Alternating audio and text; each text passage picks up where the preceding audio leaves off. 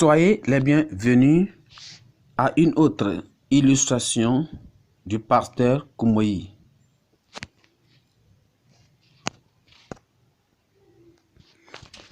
Il y a l'habitude ou bien le mensonge habituel et qui est en eux. Et ils disent que, la Bible dit que Jésus-Christ a dit, on les reconnaîtra, les vrais enfants de Dieu, on les reconnaîtra par leurs fruits.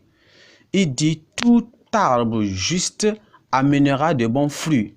Mais si les fruits de ta vie n'amènent pas, quand les gens s'interagissent avec vous, ils ne voient pas de bons fruits. Quand les gens vivent auprès de vous, avec vous, et les fruits ne sont pas bons. Vous n'êtes pas bon envers votre femme, vous n'êtes pas bon envers votre mari, vous n'êtes pas bon dans votre lieu de travail, vous n'êtes pas bon dans un lieu de résidence. La Bible dit, on le reconnaîtra par leurs fruits. L'arbre corrompu, l'arbre corrompu va amener des fruits corrompus. On nous a dit dans Matthieu 12, Matthieu 12,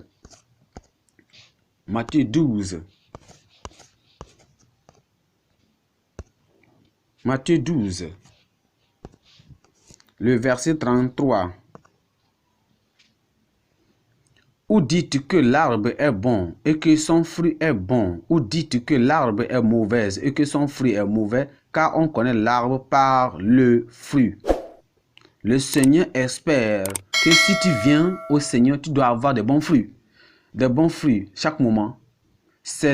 Est-ce que vous allez partir pour manger? Est-ce que vous avez pu aller et manger des fruits sur un oranger? Ça peut être que si vous étiez hier là-bas et aujourd'hui vous y allez, vous allez trouver de bons fruits d'oranger. Mais vous êtes allé aujourd'hui et vous voyez quelque chose qui était tellement amer. Tu dis, ah, c'est surprenant. Parce que quand je suis parti hier, j'ai trouvé des bons fruits qui étaient tellement doux. Mais pourquoi qu'aujourd'hui je suis venu, les fruits je les ai trouvés amers. Le chrétien doit être consistant d'amener et d'avoir les fruits bons. La Bible dit, qui est né de Dieu ne pêche point. Quiconque est né de Dieu, ça peut être qu'un nouveau chrétien, un nouveau converti, ça peut être quelqu'un qui vient d'arriver, quelqu'un qui vient d'être né de nouveau. Quiconque est né de Dieu ne pêche point. N'importe quel type de péché. Mais parce que la graine de Dieu est en lui, l'esprit de Dieu est en lui, et il dit, oh, mais je suis né de nouveau, moi je suis né de nouveau et je continue à pécher. Non, tu es un enfant de Satan, de diable, à pécher dès le commencement. Et à cause de cela, le Fils de Dieu est fait manifester pour détruire les œuvres du diable. Et si les œuvres du diable n'ont pas fui, n'ont pas été détruites en toi, ça veut dire que tu es toujours un enfant du diable. Si tu continues à pécher après avoir eu une position dans l'église de n'importe quelle dénomination, et la Bible dit l'âme qui pêche, c'est elle qui mourra. Alors si vous suivez Jésus-Christ, vous suivez Jésus-Christ et vous dites vous suivez Jésus, vous le suivez, ces personnes-là, vous devez avoir des fruits de cette bonne foi. Et c'est ça qui va... Les gens qui ne sont pas vraiment nés de nouveau, les gens qui disent ils sont nés de nouveau avant, certaines personnes qui étaient nées de nouveau avant et ils continuent et maintenant ils ont... Ça peut être que ils ont même rétrogradé. Revenons dans Romains chapitre 2. Romains chapitre 2, le verset 17. Toi, tu te donnes le nom de juif qui te repose sur la loi, qui te glorifie de Dieu et qui connaît sa volonté, qui apprécie la différence des choses étant instruit par la loi.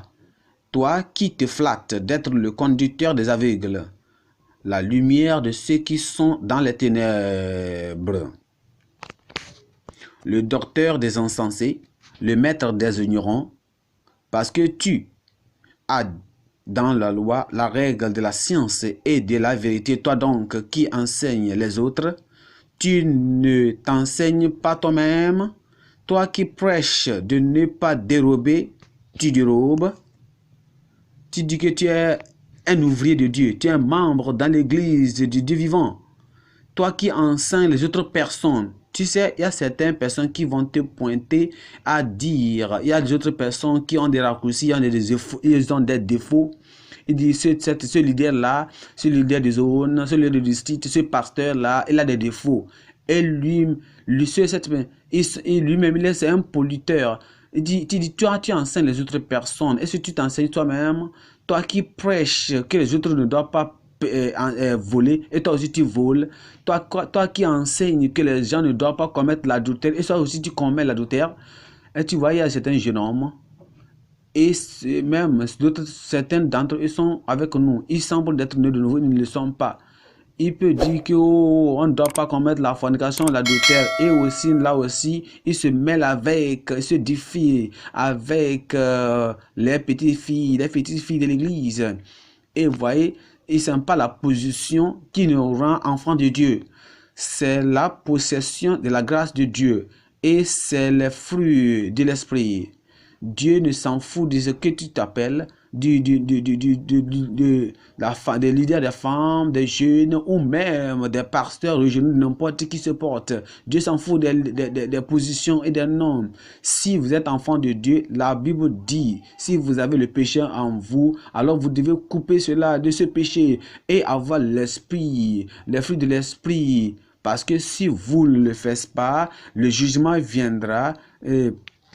Et il dit, toi maintenant, toi, il regardait le verset 22, toi qui dis de ne pas commettre l'adultère, tu commets l'adultère, toi qui as en abomination des idoles, tu commets des sacrilèges, toi qui te fais une gloire de la loi, tu déshonores Dieu par la transgression de la loi. Vous voyez, je vous dis qu'il y a beaucoup de professeurs qui professent de fausses témoignages. Ils croient qu'ils sont nés de nouveau, alors ils n'ont pas les fruits. L'Éternel nous a montré qu'on les reconnaîtra par leurs fruits. Les autres sont nés de nouveau, maintenant ils sont retrogradés. Ils sont ils querellent, ils ont la malice, ils volent, ils commettent l'adultère, ils envient les femmes, ils ont la lascivité envers les femmes, envers les hommes, ces personnes. Alors Dieu dit, si ces personnes ne se repentent pas, un jour arrivera que cette femme, cet homme-là, et ce couteau de Dieu, ce champ va couper cette personne. Revenons dans Luc chapitre 13. Luc chapitre 13.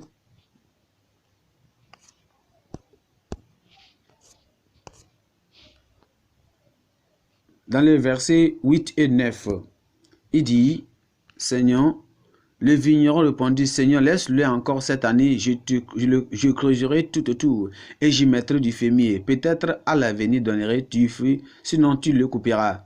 Et tu le couperas.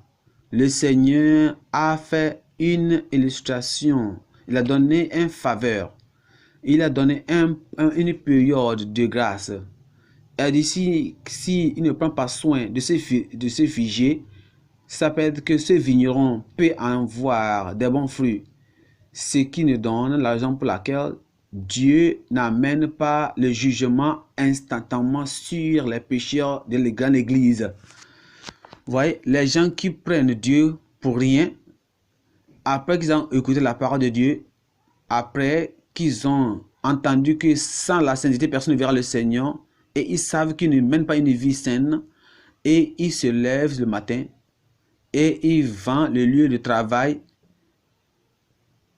et ils se sont rescués d'un accident terrible. Ça peut être que quelque chose s'est passé, ça peut être qu'ils ont mangé une nourriture même qui est empoisonnée, mais ils sont vivants. Alors ils croient que Dieu a changé son standard. Et parce qu'ils savent qu'ils ne mènent pas une vie saine. Regardez comment Dieu, mais cependant, regardez comment Dieu les sauve, Dieu les protège, Dieu les guérit, Dieu se prouvant à leurs besoins, Dieu les guérit, Dieu les nourrit parce qu'ils trouvent à manger, parce qu'ils se couchent dans la nuit et se lèvent le matin. Ils croient qu'à cause de cela, le jugement n'arrivera envers eux. Non, c'est seulement un moment de période de faveur de Dieu, de la grâce de Dieu. Et cette période-là va épuiser. Et dit, alors, c'est pourquoi qui dit que le vigneron répondit, Seigneur, laisse encore cette année, je creuserai tout autour et j'y mettrai du fumier. Peut-être à l'avenir, donneras-tu du fumier.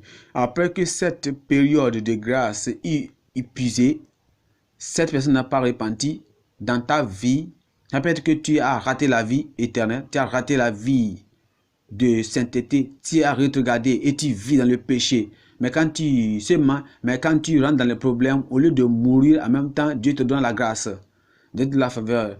Et maintenant, tu crois que ceci là-haut, Dieu, regarde, je mène une vie de péché, une vie pécheresse, mais Dieu me protège. Vous voyez, c'est un moment de grâce que Dieu t'a accordé. Un jour, cette période de grâce va s'épuiser.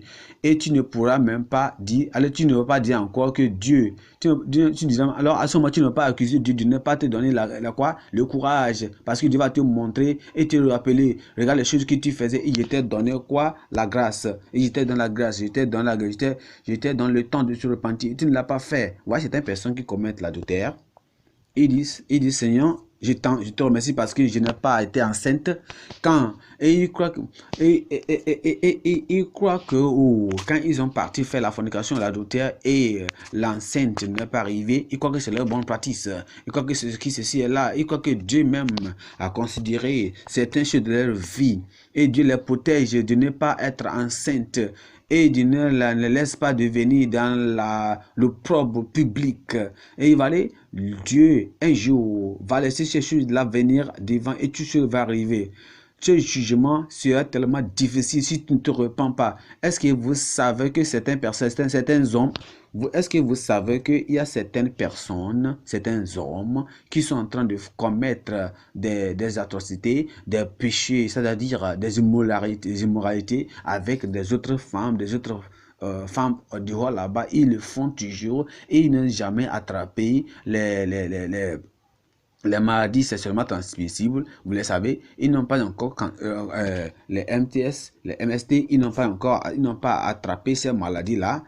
Et quand vraiment ils écoutent des requêtes, des prières des autres membres de l'église qui disent, oh, mes frères et sœurs, priez pour moi, j'étais vraiment, je ne me surveillais bien pas la vie quand j'étais dans le monde. Alors, dans le monde, j'ai fait ceci et j'ai fait cela. Et finalement, maintenant, j'ai eu ces maladies-là. Alors, dans leur pensée même, en même temps qu'ils sont en train d'écouter cette requête de prière là, ils disent, oh, j'avais mélangé ma vie, j'ai mené une vie de vagabonde, alors j'ai eu cette maladie, j'ai ceci, là. Quand ils écoutent ces témoignages, quand ils écoutent ces prières de requête des autres personnes qui sont en train de demander, ils disent, ah, pourquoi? Moi, c'est ce que je suis en train de faire, c'est la vie que je mène, c'est la chose norme que je fais. Moi, je n'ai pas eu cette maladie. Dieu, même ça peut être que Dieu sait que c'est ça ma faiblesse. Oh, c'est la raison pour laquelle il va me pardonner quand je le fais, Dieu me pardonne. As-tu dit, oh Seigneur, merci, je continue à être ton enfant? Non, tu n'es pas un enfant de Dieu. Un adultère n'est pas un enfant de Dieu. Un fornicateur n'est pas un enfant de Dieu.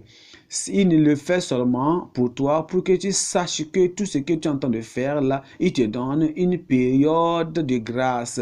Il entend d'extendre pour que tu te repentes. Ça peut être que tu peux être un robeur, tu peux être un brigand et tu tues les personnes, tu tires sur les autres, tu tues beaucoup de personnes. Mais Dieu te sauve, tu vas te n'importe quand. Voici tu es aujourd'hui. Le Seigneur te dit, tu dis, ah, le Seigneur me garde, me protège et même j'amène une partie de j'amène une partie de cette somme-là même dans l'église. Tu dis, ah, quelle abomination. On n'a pas besoin de cette somme de toi. On n'a pas besoin de cet argent de toi. C'est une abomination. Il faut savoir quelque chose. Que si tu continues comme cela, éventuellement, après cela, finalement, dans peu de temps, le jugement de Dieu viendra. Et le Seigneur est patient aujourd'hui, ne veut pas dire que il veut que tu sois dedans, mais il veut que tu ne péris pas, tu te rends. Revenons dans Ecclésiaste. Revenons dans Ecclésiaste. Dans Ecclésiaste chapitre 8, verset 11. Et dit, parce qu'une sentence contre les mauvaises actions ne s'excuse pas promptement, le cœur des fils de l'homme se remplit en eux du désir de faire le mal. C'est la nature de l'homme. Il prend Dieu pour rien. Il prend la grâce de Dieu pour rien. Il prend la miséricorde de Dieu pour rien. et ils continuent à vivre dans leur péché. Quand bien le Seigneur les avertisse, le Seigneur te dit aujourd'hui que si tu ne sais pas que que tu ne sais même pas que ta période de grâce est en train d'être finie, en train d'user, et ça va finir. Ça peut être qu'après cela, il reste un peu, on va t'attraper. Et je crois que tu ne peux pas continuer à gambler avec ta vie. Tu ne peux pas continuer dans ton péché, dans ta vie. Si tu vis tu mènes une vie pécheresse, j'ai cela. Et tu viens, ça peut être que tu es un leader. Ça peut être que tu es un leader. N'importe quoi que tu fais dans l'église. Laisse tout cela vient auprès de Dieu et dit, Seigneur, j'ai été un hypocrite.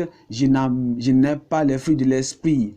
Maintenant, j'ai besoin de me repentir. Et quand tu te repens, tu ne sais pas que le jugement de Dieu est tellement, tellement proche. Dans Luc 3, dans Luc 3, dans Luc 3, dans Luc 3, le verset 7, il disait donc à ceux qui venaient en foule pour être baptisés par lui, race de vipères qui vous a appris à fuir la colère à venir. Produisez donc les fruits dignes de la repentance. Et ne vous mettez pas à dire en vous-même, nous avons Abraham pour père, car je vous déclare que de ces pierres, Dieu peut susciter des enfants à Abraham. Déjà même, la cognée est mise dans la racine des arbres. Vous voyez ceci? Vous voyez déjà la cognée est mise à la racine des arbres. Parce qu'on n'a pas encore arrivé, l'arbre n'est pas encore approuté, l'arbre n'est pas encore tombé à cause du jugement. Et c'est parce que Dieu a donné une période de grâce. Parce que le jugement arrive. Le jugement, vous savez que, est-ce que vous savez que vous êtes là, vous volez, vous êtes voleur, vous êtes un retrograde, vous êtes un fornicateur, et vous êtes un polygame, et vous volez l'argent de votre compagnie, de votre bureau, même dans l'église, et vous croyez que quoi, et vous voyez, est-ce que vous savez que l'année passée, même que j'ai mené cette mauvaise vie, je n'ai jamais été à l'hôpital. Est-ce que vous avez l'argent pour laquelle vous n'êtes pas malade?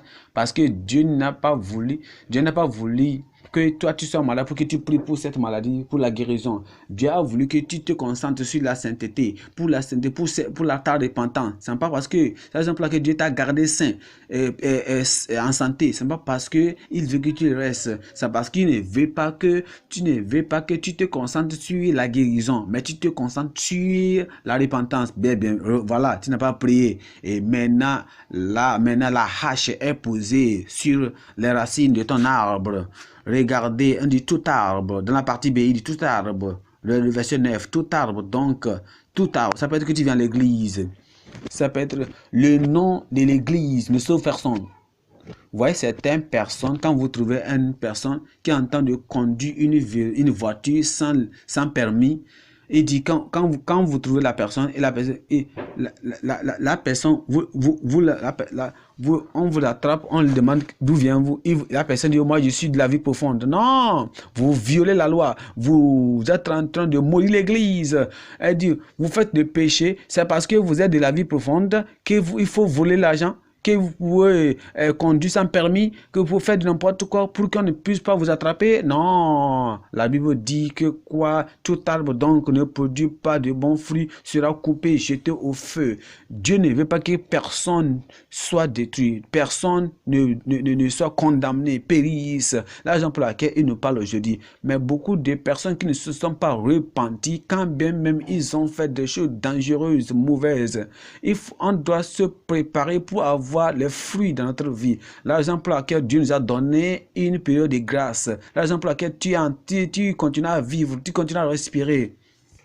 Tu continues à respirer. Je crois vraiment que tu as été béni à travers cette illustration de notre pasteur Koumoï. Alors, restons ensemble. On va se rencontrer encore sur l'édition prochaine, la semaine prochaine. Que Dieu vous bénisse.